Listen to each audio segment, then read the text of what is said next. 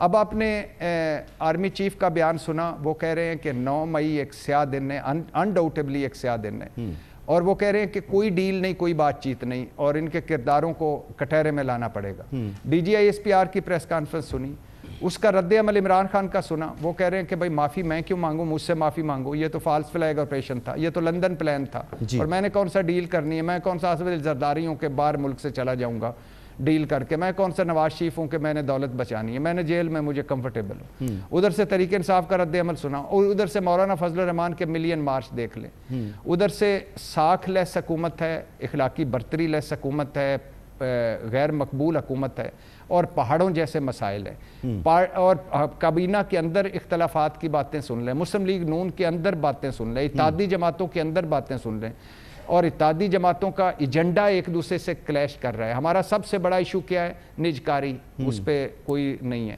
اب ہم کریں کیا؟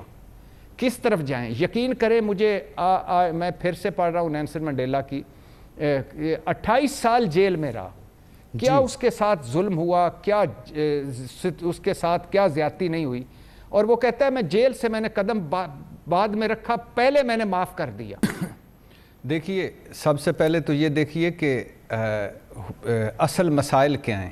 آزاد کشمیر دیکھ لیں، اور جو بجلی کے بحران پر جو کچھ ہو رہا ہے وہ بھی ہمارے سامنے ہے۔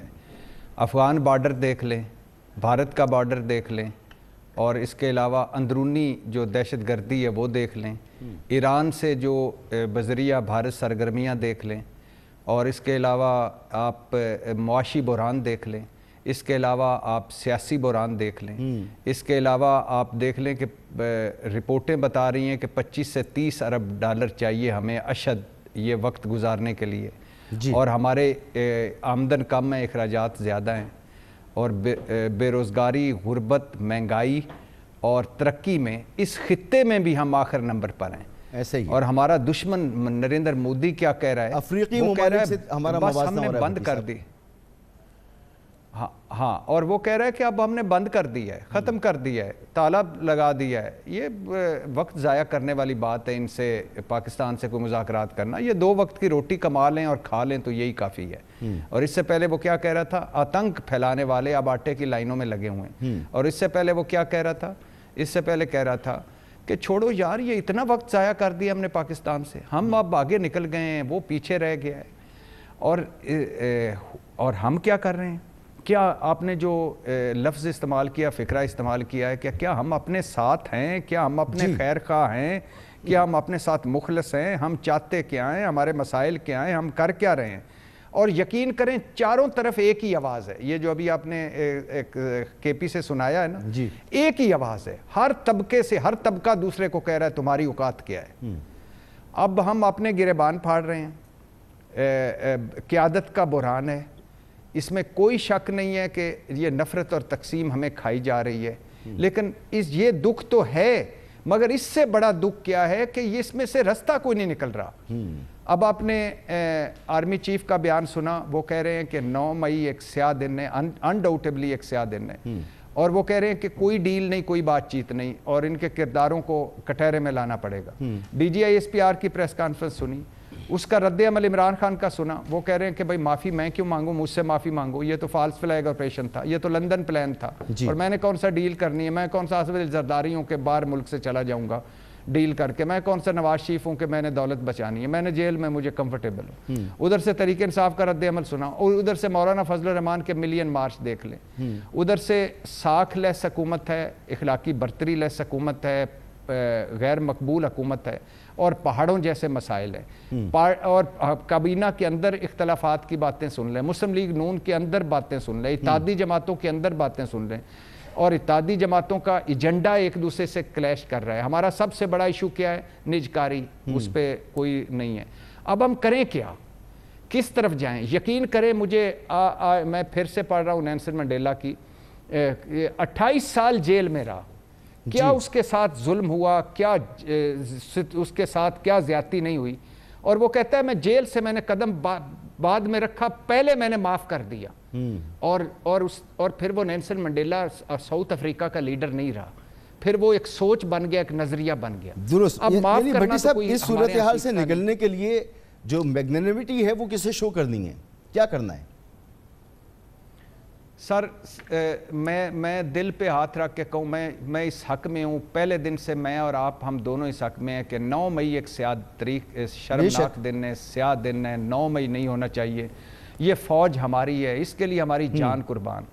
لیکن یقین کریں مجھے زندگی کی سب سے بڑی خوشی ہوتی کہ کوئی معافی کا اعلان ہو جاتا. طاقتور وہ ہوتا ہے جو معاف کرنا جانتا ہے, اور جو رسول اللہ صلی اللہ علیہ وسلم کی بھی ہے کہ بہترین انتقام معافی ہے. اور اس ملک کے لیے, اس قوم کے لیے بڑا سبق مل گیا. اب دوسری طرف یہ تھا کہ اگر ہم وہ کہتے کہ ہاں یار غلطی ہوئی, کوئی بڑا پن نہیں ہے, بڑا پن دکھانا چاہیے. تو بالکل بالکل. اور بھٹی صاحب ہم لوگ تو یہ کتنے عرصے سے بات کر رہے ہیں کہ سب کی چاہیے یہ کہ 2-2 4-4 قدم پیچھے ہٹیں, پیچھے ہٹ کے سوچیں کہ کرنا کیا ہے, ملک کو آگے لے کے جانا ہے, ہم کس نہج پر آ گئے ہیں, ہمیں جو غربت سے لوگوں کو لے کر آنا ہے, کروڑوں لوگوں کو کیا کرنا ہے, ہمیں مل کے اگر کام نہیں کریں گے تو کیسے معاملہ آگے بڑھے گا. رانا احسان افضل صاحب, حکومت کی ذمہ داری بنتی ہے کہ وہ اپوزیشن کو رام کرے, وہ مملکت کے امور چلائے, وہ پارلیمنٹ کو چلائے, وہ ماحول پیدا کرے. تو آپ کی بڑی ذمہ داری بنتی ہے. رانا ثناء اللہ صاحب کہہ رہے ہیں کہ جی ہم مذاکرات کے لیے تیار ہیں, بات چیت کے لیے تیار ہیں. تو بات چیت کے لیے اگر آپ تیار ہیں تو پھر کچھ اسٹیپ آپ کو شاید لینے ہوں گے, آپ کو ان کو انگیج کرنا ہوگا, انگیج کرنا چاہیے آپ کو. بسم اللہ الرحمن الرحیم. دیکھیں, اگر آپ نے بھٹی صاحب کو جتنا ٹائم دیا اور ان کو بولنے کا موقع دیا, آپ مجھے بھی دیجیے گا. دیکھیں, گنڈا پور صاحب وہی کچھ کر رہے ہیں اور وہی لہجہ استعمال کر رہے ہیں, وہی زبان استعمال کر رہے ہیں کہ جو وہ کرتے ہیں اور جس مقصد سے ان کو لگایا گیا ہے, تو وہ وہی کام کریں گے نا جو وہ کرتے رہے ہیں, جو ان کی تاریخ بتاتی ہے. اور ان کی سلیکشن کا جو کرائٹیریا تھا وہ یہی تھا. جو آپ نے کانورسیشن سنائی وہ ایسے تھا جیسے 2 اسکول کے لڑکے لڑ رہے ہیں, وہ بھی کوئی کالج کے نہیں, اس سے بھی چھوٹی یعنی کہ انٹر کے لڑکے لڑ رہے ہیں.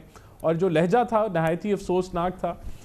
دیکھیں, اس ملک میں اگر کسی نے پولرائزیشن کی سیاست کی, تقسیم کی سیاست کی, نفرت کی سیاست کی, تو وہ آپ کو گنڈا پور صاحب کی زبان میں اور ان کی جماعت کی جس طرح کی حرکتیں اس میں نظر آپ کو آ رہی ہیں. دیکھیں, مسئلہ کیا ہے؟ مسئلہ یہ ہے آپ کو کہ بالکل جو پس منظر ابھی بھٹی صاحب نے پیش کیا وہ بڑا بھیانک اور اس میں کوئی امید کی کرن نہیں نظر آ رہی تھی.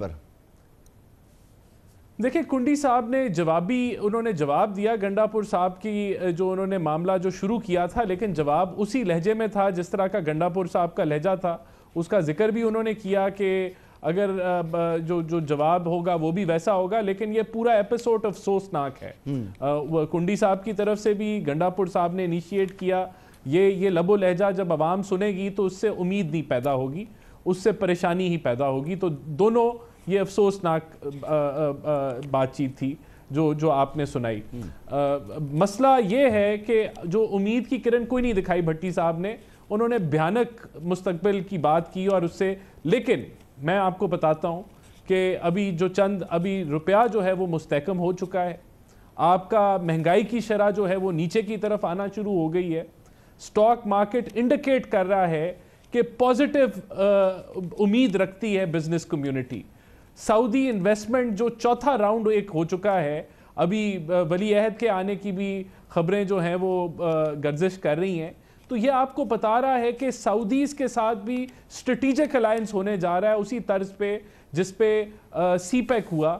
تو اس کا مطلب ہے کہ عالمی دنیا پاکستان کے اندر انویسٹمنٹ کرنے جا رہی ہے, اور وہ شروعات سعودی سے ہوگی, اس کے بعد قطری بھی آ رہے ہیں, اور لوگوں کا بھی انٹرسٹ ڈیولپ ہو رہا ہے. تو بالکل ملک جو ہے اس کی ڈائریکشن پازیٹیوٹی. حکومت کی بات کر لیں تو ہم نجکاری کرنے جا رہے ہیں انشاءاللہ. پی آئی ہونے جا رہے ہیں. صرف میں آدھا منٹ میں بات کروں گا, مجھے مکمل کرنے دیں. نجکاری بھی ہونے جا رہی ہے, ہم ڈیجیٹلائزیشن بھی کرنے جا رہے ہیں ٹیکس سیکٹر کی, وہاں ایف بی آر میں ریفارم بھی انشاءاللہ ہوگی, تاجروں کو بھی ہم ٹیکس نیٹ میں لے کے آئیں گے. تو ان تاثرات کے ساتھ ہم آگے بڑھ رہے ہیں. لیکن کیونکہ یہ سب کچھ ہو رہا ہے تو پولیٹیکل سٹیبلائزیشن نہیں آنے دینی چاہیے. یہ موقف ہے گنڈا پور صاحب کا اور ان کی جماعت کا, اور کوشش یہ ہے کہ کوئی لڑائی جھگڑے کا ملین مارچ بھی آ جائے, فلانا بھی ہو جائے.